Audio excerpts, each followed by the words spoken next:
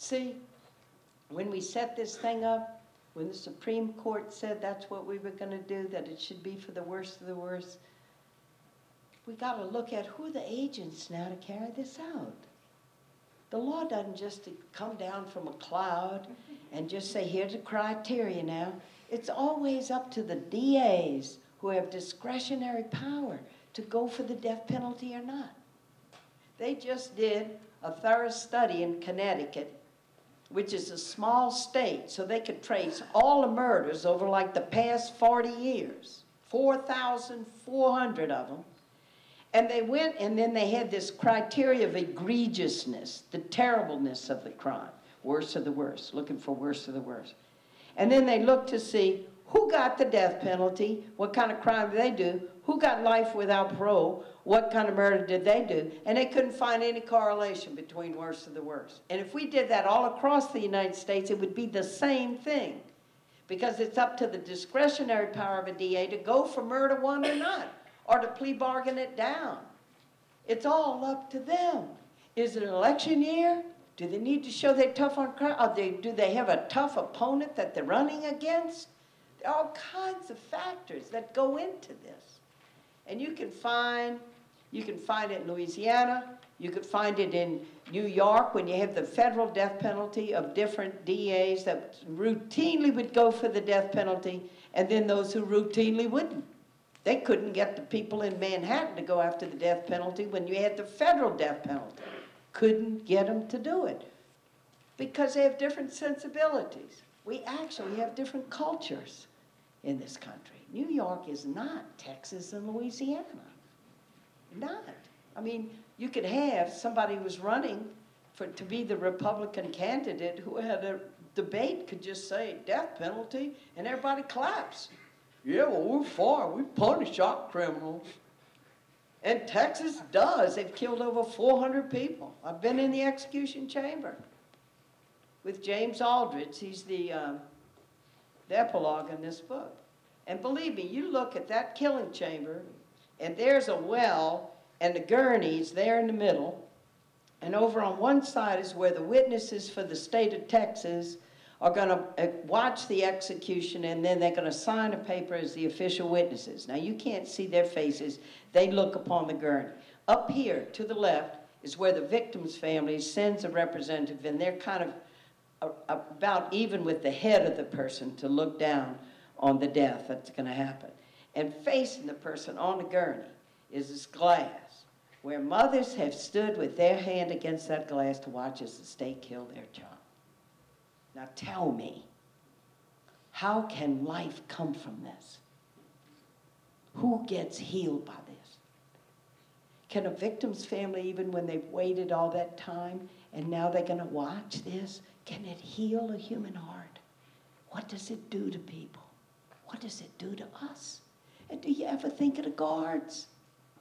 In Debbie Walker, I tell the story of Kendall Cootie. He was the supervisor on death row in Louisiana. And he did fine as long as he was just a supervisor on death row and he wasn't on the execution squad. But then they moved Kendall Cootie over and say, okay, Major Cootie, you're going to be part of the execution squad now. And there he goes. And he didn't even, his job wasn't to strap them down. His job was just to go into their cell after they had been killed and to get their toothbrush, their personal belongings to give to their family. And I walked into the prison one day. He was in his office, and he called me in. He said, this time I have to quit this job. He said, I've been there for 5 executions. And they're completely defenseless. I know their crimes. I know all the crimes these guys. Some have done unspeakable crimes. But boy, when you're close to it like this, and then you have to be there. I come home afterwards. I just stay in my lazy boy chair, can't sleep, I can't eat, in my gut. I know I helped to kill a defenseless person. And it's having its mark, because we've been doing this now over 27 years. There was a full cover story in Newsweek about a month and a half ago. The title of the article was, I Committed Murder. And it talked about executioners and what happens to them afterwards. Now, they know what they do is legal. They know the Supreme Court has called for it. First one was by this guy, Jerry Givens, who killed 62 people in Virginia. And he said, I'm going to tell you truthfully, man, some of them had done these terrible crimes, and afterwards you have what you call an executioner's high, like got him. And he said it kept going on, 25, 50, 60. And he said one of the things that kept haunting him was he knew what they wrote on a death certificate after the execution. I mean, think about it. What do you put as cause of death after an execution? What do you think you write? Failure to breathe? Heart attack? They have to put it. Homicide, which means a human killing another human being. Now they put legal in front of it. Texas puts legal homicide by way of execution, because they said we don't want them thinking they're a victim or something. You got to name it. And then I end up, so the murder victim's family take me there, and then I'm with this man when he's going to be killed. A protocol of death like I had never experienced in my life. I've been with people who have died in the dying process, been in a hospital, been with our older sisters. And you could tell the person's dying. They're fading, they're breathing their last, they're not eating, they're not talking. And I am with Patrick Saunier, the man I visited over 2 years and accompanied. And by then I knew his soul. I knew his remorse. I knew how when they dimmed the lights on the death row at midnight, he would kneel by his tier with his Bible. I have his Bible. I know, I believe the journey of his soul of genuine remorse. Those 2 kids were killed. And read Dead Man Walking, and you're going to see that Eddie, the brother that got the life sentence, is the one who killed the kids that night, and his brother died. And the more you know about how the criminal justice system works, you can see how it happened. It's a complex situation, naturally. Human life is always complex. But being with Patrick in the last days, he never claimed innocence because he knew he was part of that with those teenagers. And one night, Eddie blew. Eddie was in a volatile state. Nobody's supposed to die. It's supposed to be as what happened with the other. And Eddie blew. And boom, boom, boom, boom, boom, boom. Even when Eddie himself told me about it, it was like his eyes, like he didn't completely comprehend. He wasn't trying to say he didn't do it. But you know, at the end of a gun, bang, bang, bang, bang, bang, bang, it's just this. A 4-year-old can put you into eternity with this because the consequences of a gun are so powerful. And he's never going to walk out of that prison. He's going to spend the rest of his life there. But Pat died. Pat was killed for it that night. And there was a confusion about the confessions. There was all kinds of stuff. But when you're going to, it's not just dying. It's this protocol of death. When we were doing the movie, Susan Sarandon kept saying these scenes, this is so surreal, and it is. Because they're coming, hey, Sonia, you need a Valium, anything? The guards are not mean-spirited people saying, yeah, you're going to die, Sonia, you deserve. They're very polite.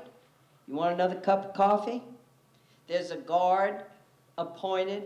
They go in shifts just to watch Pat, so in case he tries to commit suicide. Don't want you committing suicide. The state is going to take your life. In Oklahoma, they had a guy that OD'd 2 weeks before his execution. He got a hold of some pills. Oklahoma takes him to the hospital, pumps his stomach out, saves his life to be healthy so they can kill him. And we try to make it as antiseptic as we can now. No more electric chair. No more flesh catching on fire. But they put alcohol on your arm before they inject a needle. And so it was the most unreal thing because I'm there with him 3 days before the execution, 2 days before the execution, 1 day before the execution. The only place of privacy, and you'll see this in the film, I had was the women's room in the death house. Because they had all these guards, all these men. everywhere. The guard outside the door with the AK-47, everybody. You never see guns around a prison because it's very dangerous for guards to have guns in a prison. Prisoners get a hold of those guns, you got real trouble right here in River City. So you never see people with guns. But boy, all around the death house, because it's for this moment, because the death of their own generator, in case some of the prisoners might try to cut some wires to prevent it. And everybody revved up for this execution. And I'm there with him. And we're counting down the hours. He writes a note to Eddie before he died. And I think it's what kept Eddie sane, because the guards, when it was time for Pat's execution, took him and put him in a cell and took all his clothes. They wanted to make sure he wasn't hiding a weapon, would try to take his own life. He was covered in a blanket. And the guards come to the cell and say, "Sonia, something for you." And he opens it up, and it's a note from Pat, like, "Dear Eddie, don't worry about me. I've gotten straight with God, but you got to control your volatile temper, or they're going to kill you in this place." And he signed it, "Your loving brother, Pat." And Eddie read that note for 3 years, every night before he went to sleep. And so here's Pat. It's over to another part at Camp F, deep into the prison where the killing chamber is. Eddie's over in another huge place, 18,000 acres. It's a huge place at Angola. And there I am with him. And he said, "Sister Helen, look, you can't be there at the end to see this because it could scar you. And thank you for being with me." And it was all like stream of consciousness. It was just like you don't have any set speeches. And I said, "Pat, I don't know what it's going to do to me, but I know this." I wanted him to know his dignity. I wanted him to know that he's worth more than the worst thing he ever did in his life, as are we all.